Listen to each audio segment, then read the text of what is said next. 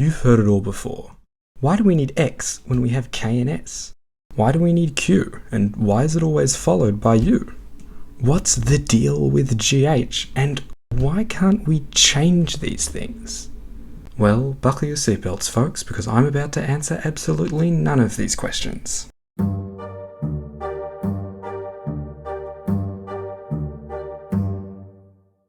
The year is 1906. Andrew Carnegie is fed up with the English language and has decided to throw money at the problem.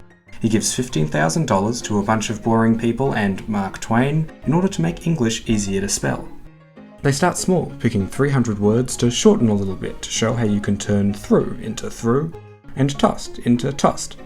Compared to proposed English spelling reforms of the past, like Benjamin Franklin's funky letters or whatever the Mormons were up to in the 1860s, Carnegie's 300 simplified words were pretty conservative. So they didn't garner much attention. Until none other than Teddy Roosevelt decided to sign an executive order mandating the government printing office to start using the spellings immediately. Congress was understandably pretty upset at the president suddenly deciding to change the English language without asking them, and reversed the order after 3 very exciting months of debating language reform. But it turns out 3 months was long enough for a good chunk of the spellings to become favourable. Revisions like fibre to fibre became the norm in the US, and jail to jail is now a worldwide standard. So you can thank Teddy Roosevelt for being the reason why we aren't still spelling jail like a 3-year-old who still has half the alphabet to learn. If this doesn't motivate you to go out and fix English's entire orthography, then you're probably thinking, well, it could happen back then, but now it's too late. So, let's entertain that thought and look at a more recent example of a spelling reform that completely failed.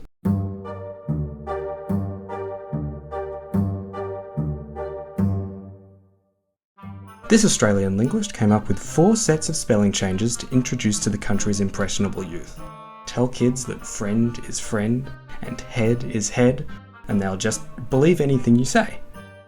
His plan really started picking up steam in 1975 when the Australian Teachers Federation adopted the first step of his 4-step plan as official policy. It then immediately derailed as all of the teachers refused to teach children to spell incorrectly. Turns out you can't just force people to change, especially when it comes at the risk of crippling children by making them illiterate.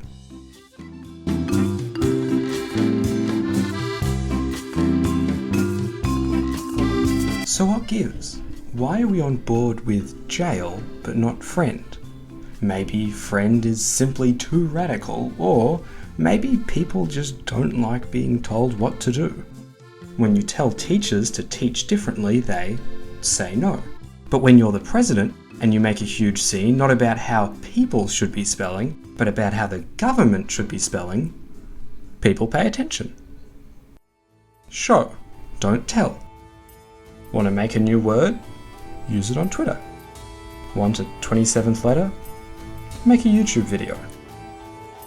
The only thing standing in between you and widespread spelling reform is a screen, a keyboard, and about 360 million native speakers.